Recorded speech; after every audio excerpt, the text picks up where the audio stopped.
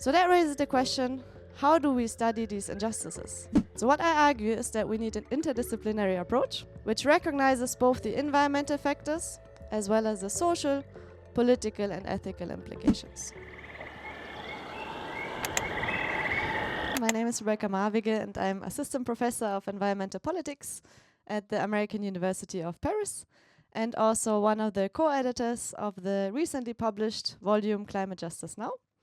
And today I'm going to talk about what climate justice demands. And to understand what climate justice demands, we first need to think about what we actually mean by climate justice. And we all have some kind of intuitive reactions to the term. We might think about the increased frequency of natural disasters, such as droughts, floods, or oftentimes also wildfires, such as this past year, for example, the devastating wildfires in Los Angeles. But climate justice doesn't only describe these natural disasters, but also draws attention to the fundamentally human dimension of the crisis. And if we look at the data over the past few centuries of annual CO2 emissions, we can see that these have increased immensely since the Industrial Revolution. At the same time, we also see that average annual temperatures have steadily increased, with some variations in between. So this draws attention to climate change not only as an environmental challenge, but also a fundamentally political problem. So what do we mean by that if we talk about climate change as a political challenge? Reducing CO2 emissions means that states need to cooperate to slowly divest from fossil fuels and work together to reduce their emissions. But that often clashes with existing economic growth imperatives and powerful vested interests in fossil fuels. So climate change in a way poses a challenge of collective action, of coordination and cooperation in a world that is fundamentally marked by competing national interests and powerful vested interests in fossil fuels. At the same time, climate change also poses an ethical challenge, because historically we can see that only a small set of states has contributed the most to cumulative CO2 emissions. Those who bear the harms of climate change are those oftentimes situated in the Global South, or also what we consider sometimes the Global South and the Global North. So the population who is harmed by climate change is very different to those who have contributed the most. Consider, for example, the Lebu in Senegal, particularly in and around St. Louis. So the Lebu are a fishing community whose livelihood is very closely tied to the sea.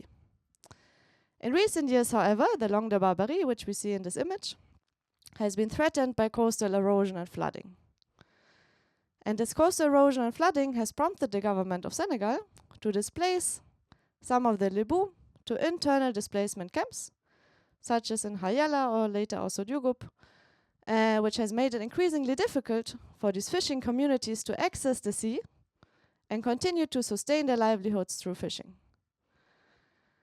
which has in turn also led to a disintegration of the communities and the dependence on humanitarian aid. A parallel dynamic appears in Far Rockaway in New York, which was hit by Hurricane Sandy in 2012. And as The Guardian reported in 2021, residents such as Kimberly Smalls, who we see in this image here, together with her grandchild, faced not only the crisis of Hurricane Sandy, but after surviving that, a second crisis of accessing revenues to rebuild their homes. So while some homeowners were offered funds by the city to rebuild their homes, other community members, such as Kimberly Smalls and oftentimes lower economic classes and predominantly the black community, did not have access to the same funding to rebuild their homes, but were instead offered buyouts, which often led to them moving away from their original place and also losing access to their community. So what we see with these two different cases is that climate justice not only describes the harm that is done through climate change, but also the ability to respond to climate change. So the ability to adapt, the ability to rebuild, the ability to relocate, or also the ability to stay, if that is what a community wants. So that raises the question, how do we study these injustices? How do we make sense of these injustices together? So what I argue is that we need an interdisciplinary approach, which recognizes both the environmental factors as well as the social, political, and ethical implications. So how can we study climate justice through this interdisciplinary lens, and why is it important? So one aspect why it is important is that if we don't approach climate justice through an interdisciplinary lens, we face three distinct dangers. So one is considering climate justice through a reductionist lens.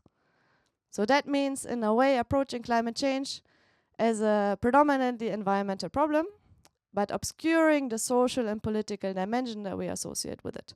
And also that we need to understand to really analyze who has vested interests and who might be against climate policy. On the other hand, there exists a danger of inverse reductionism, which describes the danger of analyzing climate justice purely through social and political lenses. And in that sense, also obscures the contributions that environmental or natural sciences can have to understand not only the causes of climate change, but also the role it can play in analyzing, for example, unintended consequences of climate mitigation and climate adaptation policies. Together, these two point through a third danger of climate solutionism, which describes climate change as mainly a challenge that can be solved through technological intervention, such as, for example, carbon removal technologies, which are important, but by themselves cannot solve these underlying social and political structures that really perpetuate the harm that we see. And also, in a way, obscure the role that environmental science plays in understanding all the ramifications of climate change. So, how can we address these three dangers? One way to do that is through what is called careful research, which recognizes climate research and research into climate justice not as a form of isolated knowledge production, but in a way connected to a world of action and responsibility. So that means that careful knowledge evaluates and probes into research as part of a common world of action, rather than a world of timeless universal laws and immutable facts. So in concrete terms, this means that to study all these ramifications of climate justice, we need to promote interdisciplinary learning and interdisciplinary research. And to do that, we need to open up more interdisciplinary funding structures, as well as opportunities, and in that sense, encourage an epistemological exchange. So a process of mutual learning and respect and openness between different disciplines, such as the humanities, the social sciences, and the natural sciences, but also between academia and policy, to really promote, in a way, pathways forward to address these different challenges that I described in these case studies. If you're interested in these questions, you can have a look at a book that we recently published on climate justice now, which really tries to bring together some of these different disciplines and approach climate change as an interdisciplinary challenge that can only be solved if we bring together the social sciences, humanities, and natural sciences, and in which, for example, Paige Fortner and Zara Rias explain in more detail the case of the Lebu in Senegal, and Paul Gallet discusses in more depth the case of flood adaptation and Rockaway, then I can elaborate on here, but you are very welcome to have a look.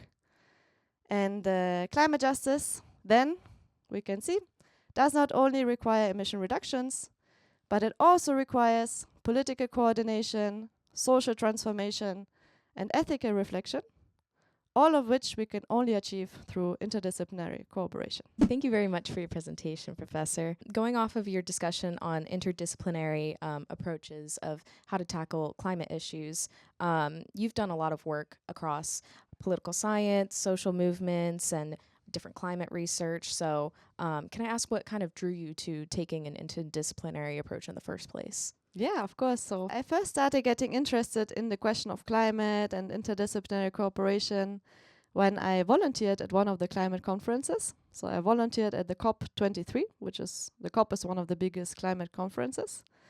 And I was responsible for organizing all the different side events. So next to the international negotiations, You have a lot of different side events where people come to present their research or promote certain interventions.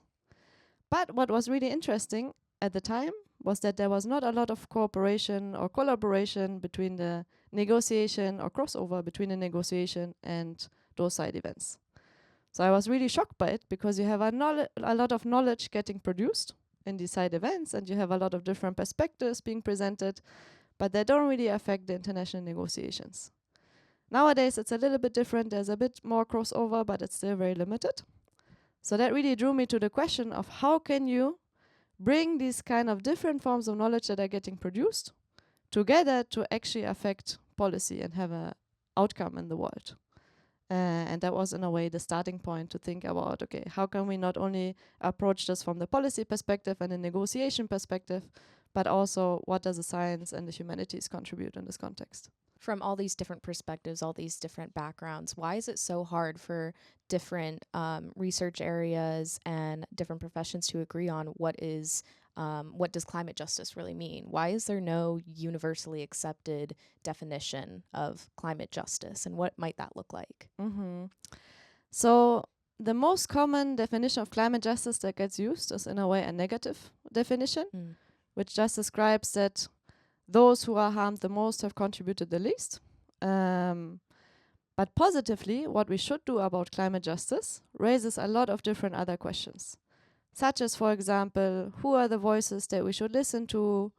What is the expertise that we recognize as expertise? So, for example, indigenous voices are often getting sidelined and not getting considered as expertise because they don't fit in conventional scientific narratives, Right. even though they contribute a lot of knowledge. But also the question of how should we approach climate change? What are the solutions that we should employ? And should we think about it in a context of a short-term solution or long-term solution? What are the social changes? So it raises a whole other host of questions that are really hard to fit under one single definition. But there's a question if we should have a more constrained or more unified definition of climate justice to then mobilize around it. Right, sure. How is this meaning of climate justice, even if we don't really know what it is, how has it changed over the past decade or so? What kind of social movements or political events have changed this?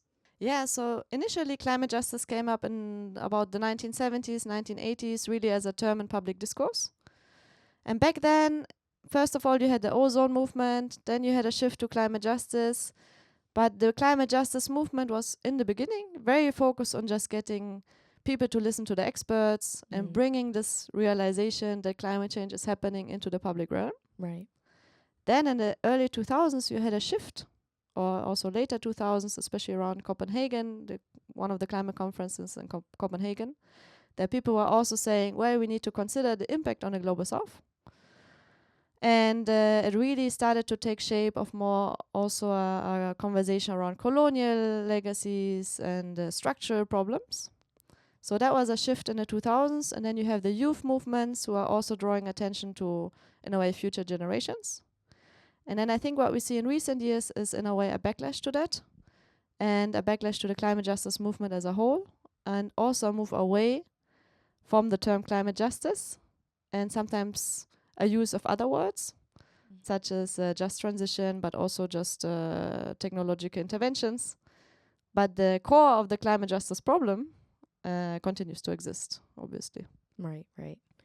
Going off of that, can we see any concrete examples of what might go wrong when these climate issues are addressed only from one particular discipline? Yeah, that's a great question. So I think one very, very interesting example is New York and the New York, New Jersey harbor tributary studies. So I mentioned Rockaway in the presentation, but New York is actually part of a much bigger project at the moment to improve flood protections. It's a huge study that is primarily done by the Army Corps. And the Army Corps suggested a lot of technological solutions to increase flooding, but at first didn't really take into consideration community opinions and community expertise. So the result was, when the Army Corps first presented this plan, and it's a hugely expensive plan, it got rejected by communities. Because communities didn't want to have flood walls to restrict their access to the seaside, for example. They felt there's no trust to the government, and they felt also that their voices and their expertise about who lives in their community and how much they experience what kind of flooding, tidal flooding or flooding from rainfall, etc., was not even listened to. So in turn, the Army Corps had to go back and revise all its planning to take into account all these considerations. So it really draws attention to the need to not only think about the technological solutions to problems that arise through climate change or through the consequences of climate change, such as flooding, but also consider the political and social dimension of why communities might reject it, as well as what expertise they might bring to the table, because communities are much better connected, obviously, to the people who live in those areas. Right, sure. Are there any social movements that have provided us with really good examples of what we might want to do in the future, like any political or cultural examples like you were just saying? Yeah, so climate movements are many and then oftentimes focus on different aspects, and that's actually a good thing, because climate movements are not supposed to bring whole structural transformation, but normally they draw attention to one specific issue.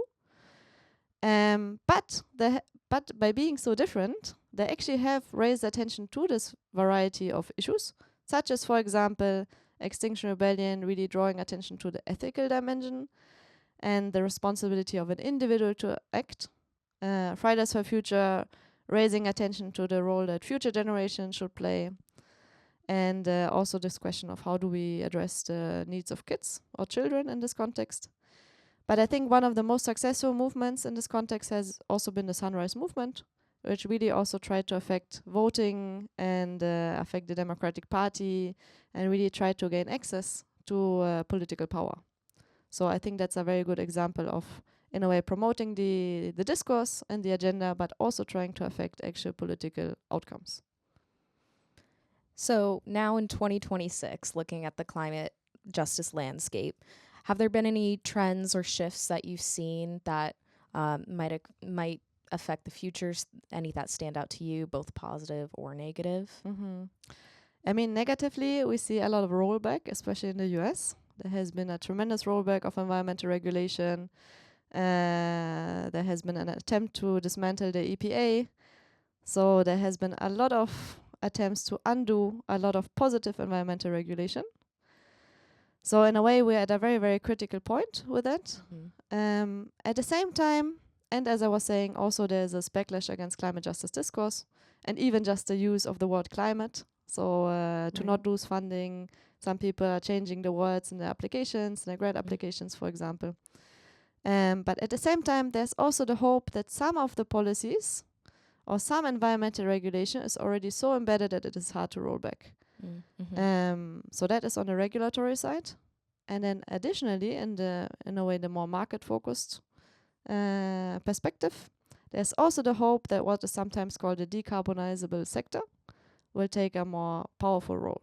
So it's not only between the carbonized sector and the decarbonized sector, but that the middle players, such as car industries that could potentially become decarbonized, will take a stronger role in really leading the path towards decarbonization. Thank you so much. Really appreciate this conversation and looking forward to your book. Yeah, thank you. Thanks for having me.